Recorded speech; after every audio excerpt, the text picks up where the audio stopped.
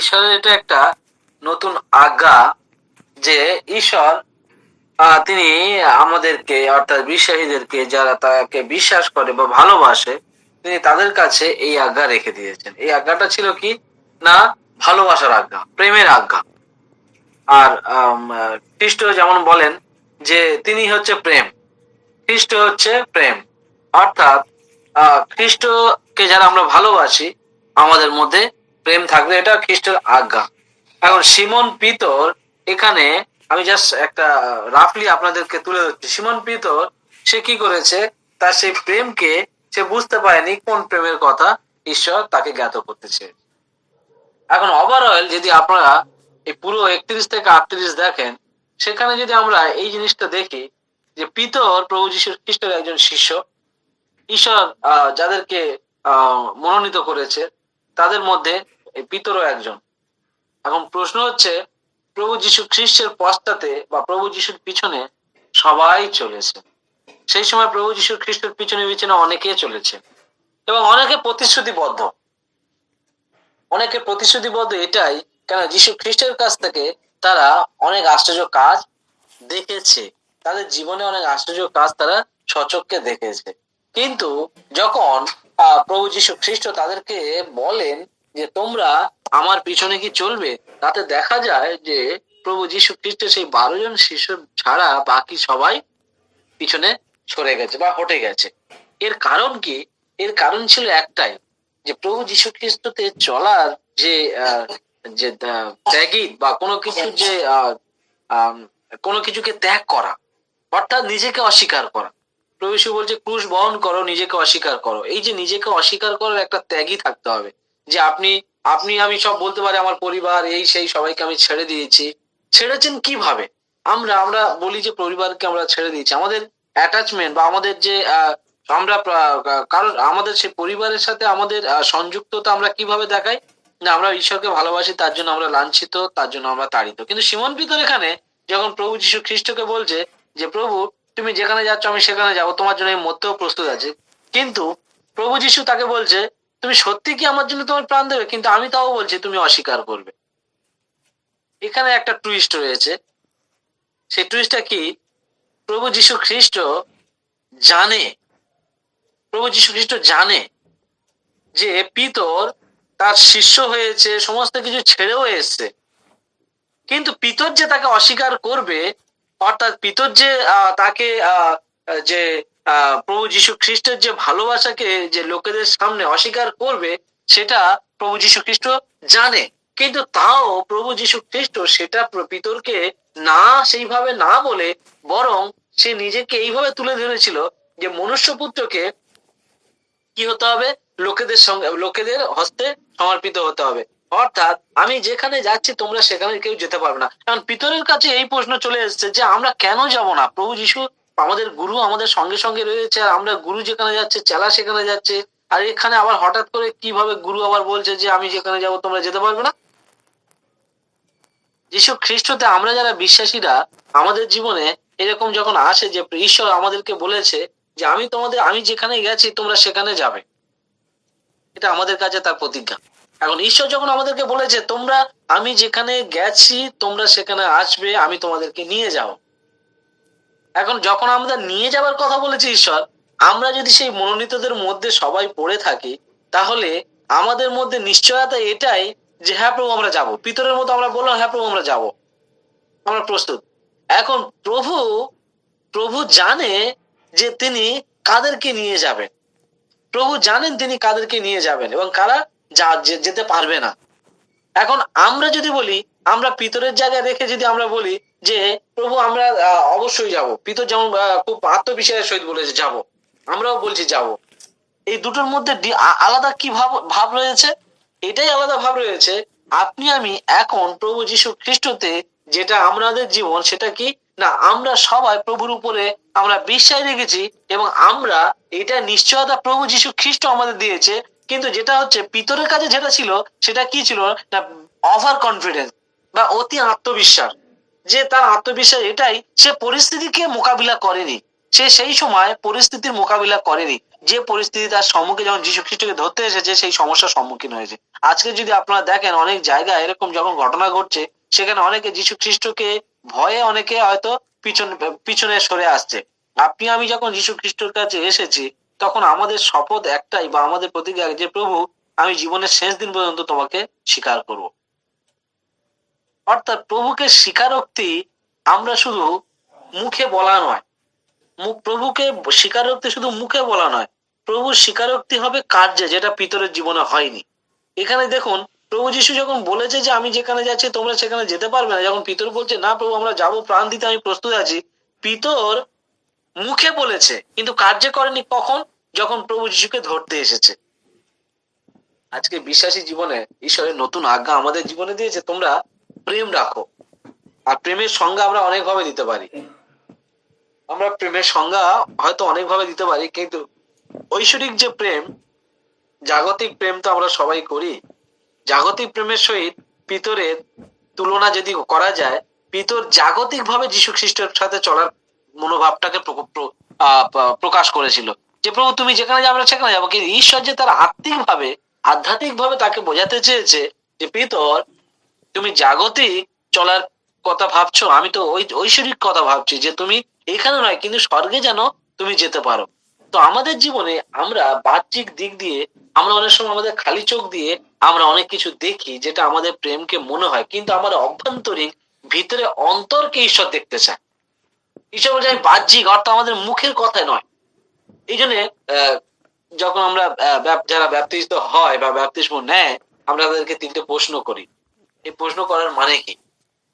এই প্রশ্ন করার মানে এটাই যে আমাদের, আপনি নিজের স্বইচ্ছায় ভিতর থেকে আপনি স্বীকারোক্তি করছেন যীশু খ্রিস্টকে আপনার জীবনে প্রভু, পরিত্রাতা, মুক্তিদাতা হিসাবে গ্রহণ করছেন। এই যে স্বীকারোক্তি বা এই যে মান্যতা দেওয়া, অর্থাৎ এই মান্যতা দেওয়া তখনই পরিপূর্ণ হবে যখন আপনি সেটাকে কার্যে রূপ দেবেন। আর যদি শুধু মুখে বলে যায়, এই জন্য একটা কথাই বলে, আপনারা জানেন যে খালি কলসির আওয়াজ বেশি হয়। সেই জন্য আমরা যীশু খ্রিস্টের যারা বিশ্বাসী জীবন, আমাদের এই পিতরের মতো বা প্রভু যিশুর আরো যে শিষ্যরা ছিল তাদের জীবন যদি আমরা দেখি, বলছে আমাদেরকে ঈশ্বর বলছে এদের থেকেও তোমরা মহান হতে পারো, কেননা তোমরা না দেখে আমাকে বিশ্বাস করেছো। কিন্তু সেটা আমরা কিভাবে সেটা অর্জন করতে পারি? সেটা আমরা অর্জন করতে পারি অভ্যন্তরীণ দিক থেকে, বাহ্যিক নয়। বাহ্যিক দিক থেকে আমরা অনেক কিছুকে পোষণ করতে পারি। আমরা বাহ্যিক অনেকে অনেক কিছু ভালো মন্দ খাই, দেখি, আবার আমরা ভালো মন্দ কাজও করি, কিন্তু সেটা নয়। কিন্তু আমাদের অভ্যন্তরীণ দিক যে ঈশ্বর যেটাকে দেখতে চায়, যে সেটা হচ্ছে আমাদের অন্তঃকরণ, যেটা হচ্ছে পিতরের অন্তঃকরণকে ঈশ্বর জেনেছিল। আর সেই অন্তঃকরণ ঈশ্বর আমাদেরকে, সেই অন্তঃকরণ থেকে তিনি একটা জিনিস এখানে দিয়েছে, এখানে বড় হেডিং এ লেখা আছে যিশুর নতুন আজ্ঞা। সেই নতুন আজ্ঞা কি? যে পিতর তুমি যদি সত্যি আমাকে ভালোবাসো, তাহলে তুমি আমাকে মৃত্যু পর্যন্ত তুমি আমাকে স্বীকার করবে, কিন্তু তুমি আমাকে স্বীকার করবে না ভয়ে। আর যীশু খ্রিস্ট যেটা আমাদেরকে জ্ঞাত করতে চাই, সন্ধ্যাবেলা আপনাদেরকে উৎসাহিত করতে চাই, জীবনে চলার পথে যীশু খ্রিস্টর যে আমাদের জন্য যে মারা গেছে, বা যীশু খ্রিস্ট যে আবার আসবে, এই আশা বা এই ভরসা, এই প্রত্যাশা নিয়ে আমাদের জীবন চলা, এটা আমরা প্রত্যেকে সেইভাবেই চলেছি।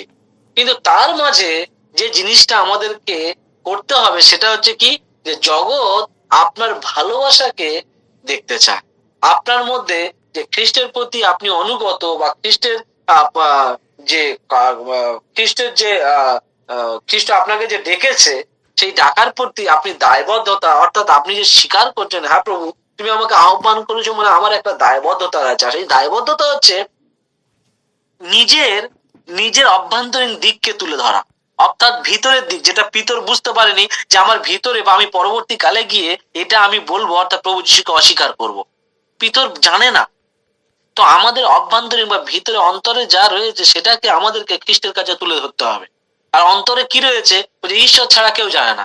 আমরা মানুষ একরকম ভাবে হয়তো দেখি, কিন্তু ভিতরে সম্পূর্ণ আলাদা। অর্থাৎ আমাদের অন্তর বলছে ঈশ্বরের সাথে কানেক্টেড, আমরা ঈশ্বরের সাথে কানেক্টেড। এই জন্য বাস্তব একটা কথা বলে যে আমরা যখন যা দেখি সেটা নয়, কিন্তু যেটা আমরা দেখি না সেটা হয়। তার মানে কি, আমরা যীশু খ্রিস্টতে আমরা যদি শুধু খালি মুখে হ্যাঁ প্রভু বা যদি বলি হ্যাঁ আমি তোমাকে ভালোবাসি এই করি, এটা কোনো কার্য হবে না। কার্য তখনই সম্পূর্ণ হবে যখন খ্রিস্টকে আপনি উপস্থাপন করবে। খ্রিস্ট কেমন আপনার জীবন থেকে, সেটাই সব থেকে বড় কথা। অর্থাৎ এখানে লেখা আছে যে তোমরা যদি আপনাদের মধ্যে পরস্পর প্রেম রাখো, তবেই তো সকলে জানিবে যে তোমরা আমার শিষ্য। অর্থাৎ খ্রিস্টকে উপস্থাপন করা মানে শুধু নিজের মধ্যে প্রভু আমি তোমাকে ভালোবাসি, আমি তোমাকে ভালোবাসি, আমি তোমাকে ভালোবাসি নয়। বা আমরা কাউকে সুসমাচার দিলাম আমি তোমাকে ভালোবাসি, আবার সেই লোকটাকে গালাগাল দিলাম বা সেই লোকটাকে বাজে কথা বললাম, এটা নয়। সে যে কেউ হতে পারে। আমরা প্রত্যেকেই বলছে খ্রিস্টকে উপস্থাপন করা মানে নিজের মধ্যে সেই প্রেম রাখা, যে প্রেম সামনের ব্যক্তি বা সামনের লোকেদের বা যারা যিশুকে জানে না তাদের মধ্যে দিয়ে তুলে ধরা। অর্থাৎ নিজের মধ্যে দিয়ে খ্রিস্টের সে প্রেমকে তুলে ধরা। বলছে প্রেম সমস্ত কিছুর ঊর্ধ্বে। বলছে সব বাইবেলের হোল বাইবেলটাই হচ্ছে প্রেম। যদি ভাবেন ঈশ্বরের প্রেম দ্বারা সবকিছু, বাইবেল পুরো বাইবেলটাই হচ্ছে প্রেম। কেন? বাইবেল মানে পুরো ঈশ্বরের বাক্য, আর ঈশ্বরের বাক্যই হচ্ছে প্রেম। সরি, ঈশ্বর হচ্ছে প্রেম আর ঈশ্বরের বাক্য মানে স্বয়ং ঈশ্বর। তাহলে আমি যদি পুরো বাক্যটাই ভাবি তাহলে ঈশ্বর হচ্ছে প্রেম। বলছে প্রেম কখনো আপনাকে আমাকে আলাদা করবে না খ্রিস্টের প্রেম থেকে। সেই জন্য আপনি খেয়াল করুন, পিতরকে প্রভু যীশু খ্রিস্ট জানে, তাও পিতরকে সঙ্গে সঙ্গে রেখেছে। কেননা পিতরকে এটাই দেখাতে চেয়েছে যে পিতর, আমি জাগতিক ভাবে তুমি আমার সঙ্গে সঙ্গে চলার পক্ষপাতিত্ব আমি নই, আমি তোমাকে দেখতে চাই আধ্যাত্মিক ভাবে তোমার অন্তঃকরণ সাব আছে কিনা। অর্থাৎ যীশু খ্রিস্টতে আমাদের অন্তঃকরণকে যীশু খ্রিস্টকে দিতে হবে, যে যীশু খ্রিস্ট যে অন্তঃকরণটাকে খুঁজছে। অর্থাৎ আমরা শুধু মুখে এটা সেটা ওই সেই সবকিছু বলতে পারি, কেন আপনার মুখ রয়েছে ঈশ্বর আমাদের দিয়েছে তার জন্য, কিন্তু আমাদের অন্তর ঈশ্বর জানে। অনেক সময় সামনের ব্যক্তিকে অনেক সময় দেখতে পারি এই ব্যক্তিকে এরকম, এই ব্যক্তি করা, কিন্তু আপনি তার অন্তরকে জানেন না। আপনি এই ব্যক্তিকে এই দেখছেন, এই ব্যক্তিকে এই কথা শুনছেন, তার অন্তঃকরণ আপনি জানেন না, কেবলমাত্র ঈশ্বর জানেন। তাই ঈশ্বর আমাদেরকে এই সন্ধ্যাবেলা জ্ঞাত করতে চায় বিশ্বাসী হিসাবে আমাদের জীবনে মুখে নয়, পিতরের মুখে মুখে বলা দ্বারা নয়, বরং আমরা কার্যে যেন সত্যি করে সে প্রেমের মর্যাদাটা দিই, যে প্রভু আমি সত্যি তোমাকে ভালোবাসি। আর সেই ভালোবাসায় কোনো কিছু প্রমাণ বা কিছু বলতে লাগবে না। আপনার আমার খ্রিস্টের প্রতি স্বীকারোক্তি, আপনার আমার নিজেকে সর্বদা মাথা যেমন নত করে আমরা বড়দের কাছে যেমন আমরা আমাদের সম্মান প্রদর্শন করি, খ্রিস্টের কাছে আমাদের অন্তঃকরণকে নম্রতার মধ্যে দিয়ে আমরা খ্রিস্টের প্রেমকে বা তার সেই আজ্ঞাকে আমরা মান্যতা দিতে পারি। কারণ এই জগৎ একটা জিনিসের অভাব, এই পুরো হোল ওয়ার্ল্ড, সমস্ত জগৎ একটা জিনিসের অভাব, সেটা হচ্ছে প্রেমের। আর যেটা হচ্ছে যীশু খ্রিস্ট বলেছে আমি সেই প্রেম। আর তার বাক্য শুরুবাত দেখুন, খেয়াল করুন যে তিনি বলেছেন প্রেম, যীশু খ্রিস্ট এমন প্রেম করেছে, সেই সৃষ্টি হচ্ছে প্রেম থেকে। যদি কেউ ভালো যীশু ঈশ্বর না ভালোবাসলে এই পৃথিবীর সৃষ্টিও করতো না, এই পৃথিবীর মানুষকেও সৃষ্টি করতো না। অর্থাৎ সবকিছু প্রেম দ্বারা। তাই যদি আমরা দেখি দুনিয়ার দিকে, আপনারা যদি দেখেন, হয়তো জানেন কিনা আমি জানি না, আপনারা নিউজ শোনেন কিনা, এখন ইদানিং শুনি আমি বেশি করে, সেটা হচ্ছে চারিদিকে দেখবেন ভালো ভালো খ্রিস্টীয় বিশ্বাসী দেশগুলো, খ্রিস্টীয় কান্ট্রি গুলো, আর সেখানে দেখবেন চারিদিকে শুধু খালি হানাহানি, যুদ্ধ চলে শুরু হয়ে গেছে। কেন? কেন মানুষের যতই আমরা খ্রিস্ট খ্রিস্ট খ্রিস্ট বলছি, কেন আমরা নিজেদের নিজেদের বাহবা, নিজেদের ক্রেডিট বা নিজেরা সবসময় নিজের দেশকে বলবান করতে চাই। অর্থাৎ আমরা আমাদের কেউ যাতে নিচু না করে, আমাদের কেউ যাতে ছোট না করে। অর্থাৎ আমরা প্রেমকে প্রদর্শন করতে পারছি না। এই যদি আমি চারিদিকে দেখি, সমস্ত দেশগুলোকে দেখছি যে খ্রিস্টান কান্ট্রি, অথচ কেন এত মারামারি হচ্ছে, কেন এত মানুষের প্রাণ যাচ্ছে? তার কারণ কি? প্রত্যেকের মধ্যে প্রেম গায়েব হয়ে গেছে, যেটা যীশু খ্রিস্ট আমাদেরকে নতুন আজ্ঞা রূপে দিচ্ছে, যে আমরা যিশুতে সবাই যখন আলাদা আলাদা ভাবে আসি, কিন্তু আমাদের মধ্যে যেটা শুধু মুখে নয়, অন্তর থেকে আমাদেরকে প্রেম করতে হবে। হালেলুয়া। তাই আপনাদেরকে উৎসাহিত করি, নিজেও উৎসাহিত হই, আপনি যে যেখানে যেমন ভাবে থাকেন না কেন, আপনার অন্তঃকরণটা আপনার সাফ হতে হবে। আর অন্তঃকরণ সাফ মানে আপনার মধ্যে সে যেই ধরনের লোক হোক না কেন, আপনি তাকে আপনার প্রেম দ্বারা ভালোবাসবেন। যীশু খ্রিস্ট পাপী, ধার্মিক, সব রকম অন্ধ খঞ্জ সবাইকে ভালোবেসেছে। আমরা বিশ্বাসীরা পিতরের মতো মুখে নয়, বরং আপনার অন্তর দিয়ে চায় সে পাপী তাপী যেই হোক, যে ধর্মেরই হোক, যে ভিন্ন মানুষেরই হোক, আমাদেরকে ঈশ্বরের প্রেমকে প্রদর্শন করতে হবে। সেই জন্য প্রভু বলেছে তোমাদের প্রেম দেখে লোকেরা আমাকে জানবে। 35 পদে লেখা আছে, দেখুন, তোমাদের প্রেম দেখে আমাদের জানবে। নতুন বছর, সেই জন্য নতুন ভাবে শুরুবাত যখন বলি, নতুন ভাবে প্রেমের শুরুবাত করুন।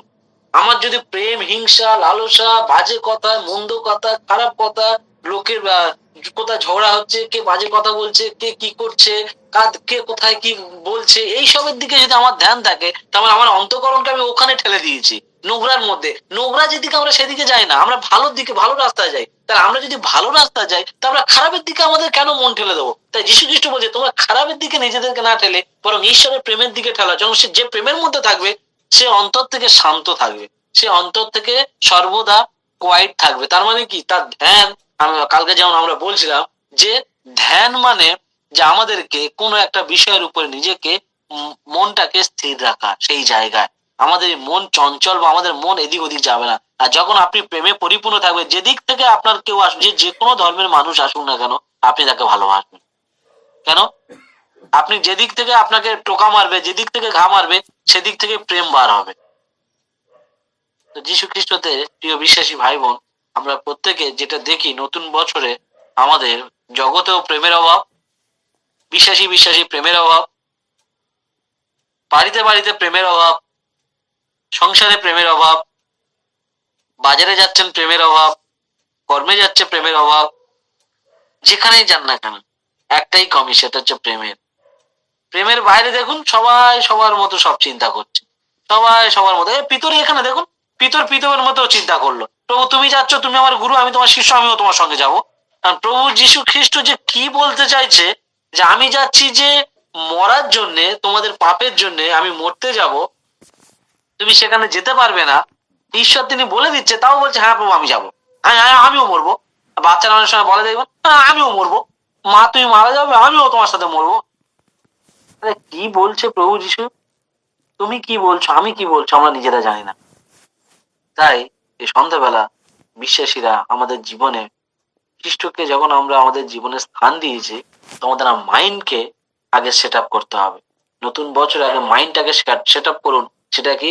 যে আমাদের মন কেবলমাত্র খ্রিস্টের প্রেমের প্রতি উপচে পড়বে না, নোংরার দিকে নিজেদের মনটাকে ঠেলবো না। যখন নিজেদের মন নোংরার দিকে ঠেলবো, তখন আমাদের নোংরা চিন্তা ভাবনা, কথা বার্তা সব বার হবে। আর যদি যখন আমরা খ্রিস্টের প্রতি ঠেলে দেবো, তখন দেখবে কেবলমাত্র খ্রিস্টের ভালোবাসাই বার হবে।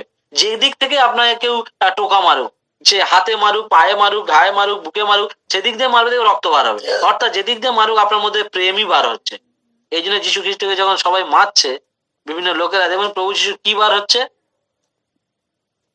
একটাই জিনিস, ভালোবাসা। পিতা এদের ক্ষমা করে দাও, পিতা এদের ক্ষমা করে দাও, এদের তোমাদের আমি ভালোবাসি।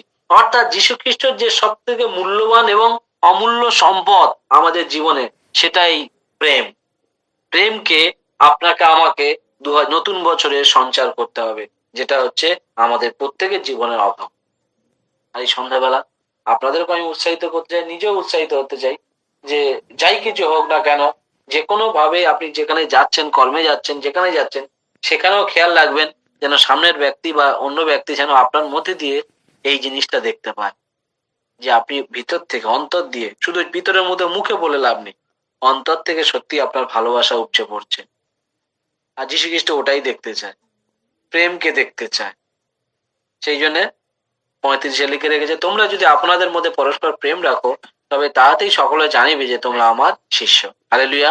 তাই ভিতরের মধ্যে সেই জিনিসটা সেই মুহূর্তের জন্য ছিল না, কিন্তু যখন প্রভু যীশু খ্রিস্ট যখন চলে গেছে, তখন প্রত্যেকটা শিষ্য মরতে সত্যি সত্যি প্রস্তুত ছিল। খেয়াল করবেন আপনারা যারা বিশ্বাসী ভাই বোন, যারা বাইবেল পড়েছেন বা আপনার স্টোরিটা জানেন, প্রভু যীশুর শিষ্যরা কজন লোক ধরতে এসেছে, সেটাতে তারা ভয়কে প্রভুকে অস্বীকার করলো, ছত্রছাড়া হয়ে গেল।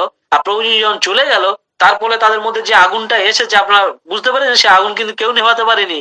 সেই আগুনের জেরে তারা এমনকি সমস্ত বিশ্ব জগৎ কাঁপিয়ে দিল, বিশ্ব প্রত্যেকটা স্থানে স্থানে তারা ছড়িয়ে গেল, এবং তারা নিজেদেরকে মানুষের হাতে সমর্পিত করতেও পিছু পা হয়নি, মৃত্যুবরণ করতে পিছু পা হয়নি।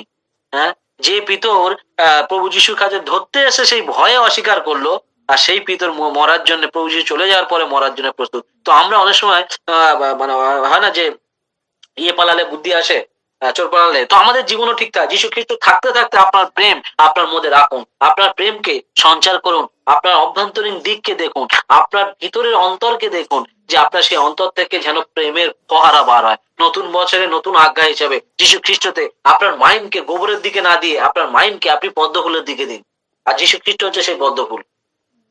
খারাপের দিকে আপনার মাইন্ডকে দেবেন না। যখন আপনি একা রয়েছেন, যখন আপনি চিন্তার মধ্যে আছেন, খারাপ জিনিসকে চিন্তা করতে না দিয়ে বরং যিশুকে বলুন, প্রভু আমার ভিতরে উত্তম চিন্তা দাও, আমি শুধু তোমার বিষয়ে চিন্তা করতে চাই, আর কোনো বিষয়ে চিন্তা করতে চাই না। আর যখন আপনি যিশুর বিষয়ে চিন্তা করবেন, কেবলমাত্র আপনার মধ্যে প্রেমই আসবে, যে আমার যিশু বাবা কেমন ভাবে লোককে ভালোবেসেছে, আমার যিশু বাবা কি করেছে লোকেদের জন্য, আমার যিশু বাবা কিভাবে চলেছে, এইগুলোই শুধু উৎপন্ন হবে।